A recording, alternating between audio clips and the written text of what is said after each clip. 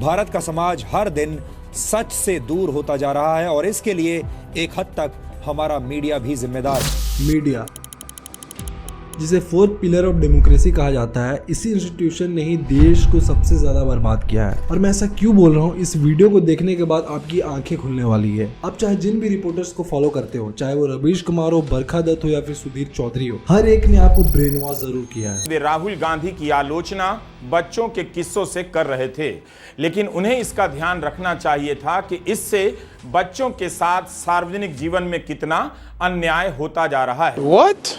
Do you feel uncomfortable that at the moment the BJP does not have a Muslim member of parliament in the Lok Sabha? There might be millions of homosexual people in this country. Yes. Does Congress party have any declared homosexual MP? 2000 रुपए के हर एक note पर NGC यानी nano GPS chip लगा हुआ होगा। इन media channels और reporters ने टीआरपी लाने के लिए और अपने बायस्ड ओपिनियन के लिए देश की नेशनल सिक्योरिटी को कॉम्प्रोमाइज तक कर दिया। और ये जो लेफ्ट इकोसिस्टम के लोग जो ये बोलते हैं कि गोदी मीडिया बिक चुकी है, आज मैं आपको इस वीडियो में बताने वाला हूँ कि सिंस इंडिपेंडेंस मीडिया बिकी हुई है और इन्होंने देश के अगेंस्ट जाके कई एंटी इंडिया चीजें भी की हैं, जिससे देश को बहुत ज्यादा नुकसान झेलना पड़ा है। तो चलिए जानते हैं फोर्थ पिलर ऑफ डेमोक्रेसी का असली सच।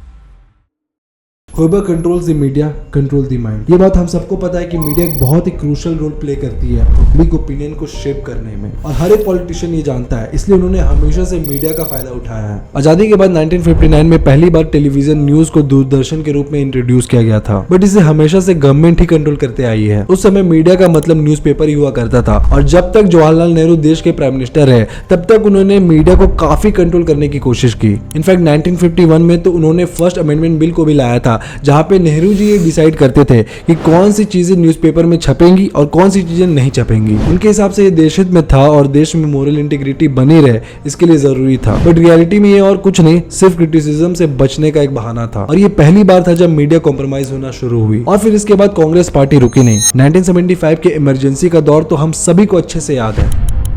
इंदिरा गांधी ने एक कदम आगे जाते हुए उन एडिटर्स और जर्नलिस्ट को जेल में डालना शुरू कर दिया था जो उनके अगेंस्ट आवाज उठाते थे। बट इसके कुछ सालों के बाद कुछ ऐसा हुआ जिसने जर्नलिज्म की दुनिया को बदल कर रख दिया। ये 1998 में प्रणय रॉय राधिता रॉय ने एनडीटीवी की शुरुआत की, जो कि इंडिया की पहली इंडिपेंडेंट न्यूज कंपनी थी। इस मीडिया कंपनी ने इंडिया के दो दिग्गज रिपोर्टर्स 1991 में बरखा दत्त और 1994 में रवीश कुमार को साइन किया, और इन दो लोगों ने आगे जाके पत्रकारिता का चेहरा ही बदल कर रख दिया। जहां एक तरफ बरखा दत्त ने, जो पत्रकारिता का एसेंस होता है कि सभी लोगों तक इंफॉर्मेशन पहुंचाना, इस चीज को कुछ ज्यादा ही सीरियसली ले लिया। 1999 में कारगिल वार में बरखा दत्त का कवरेज तो हम सभी को याद ही है। बरखा दत्त ने उस समय रिपोर्टिंग करने के वक्त इंडियन आर्मी के लोकेशन को लाइव टीवी में ही दे दिया था। उन्होंने एक बार भी हेजिटेट नहीं किया इतनी ज्यादा क्रूशियल इंफॉर्मेशन को लीक करने से पहले। और जहां वॉर जोन्स में आर्मी ऑफिसर्स तक अलाउड नहीं होता है अपने साथ सैटेलाइट फोन्स रखना, एज एनिमीज उनके मूवमेंट को ट्रैक कर सकते हैं, ऐसे सिचुएशन में भी Barkha Dutt was the only journalist जिसने अपने साथ फोन रखा था। और बाद में इसका नतीजा क्या हुआ, पाकिस्तान ने इंडिया के अगेंस्ट उन लोकेशंस में काउंटर बॉम्बिंग की थी, और बहुत ही खूबसूरती से पत्रकारिता के नाम पे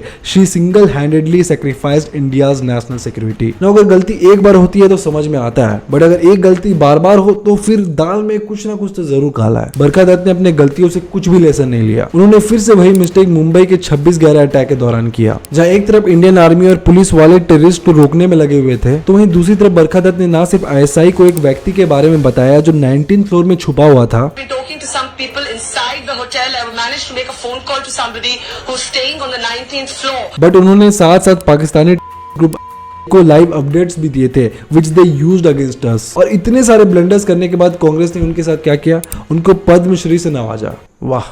और अगर बात की जाए द ग्रेट रवीश कुमार जी की, तो इन्होंने ही भारत में दलाली रिपोर्टिंग और डबल स्टैंडर्ड रिपोर्टिंग को इंट्रोड्यूस किया है। 2004 से 2014 के बीच जब कांग्रेस पावर में थी, तो इस पीरियड को इंडिया का लॉस्ट डेकेड कहा जाता है। इस पीरियड में कई बड़े बड़े घोटाले हुए, 26/11 का अटैक हुआ, बट रवीश कुमार की आपको एक भी वीडियो क्लिप ऐसी नहीं मिलेगी जहां पे उन्होंने कांग्रेस गवर्नमेंट को इसके लिए क्वेश्चन किया हो। ये चाटुकारिता नहीं है तो फिर ये क्या है? ये दूसरे लोगों को गोदी मीडिया बोलते हैं, ये क्या है फिर? कहीं हम जरूरत से ज्यादा, ये भी एक महत्वपूर्ण बात है, दुखी या रोंदू तो नहीं हो रहे हैं अर्थव्यवस्था को लेकर। 5% की जीडीपी इस बात की पुष्टि करती है कि भारत की अर्थव्यवस्था मंदी की चपेट में आ चुकी है। बहुत मुश्किल होता है कि अपने वैल्यूज को संभाल कर रखना और उसमें विश्वास रखना।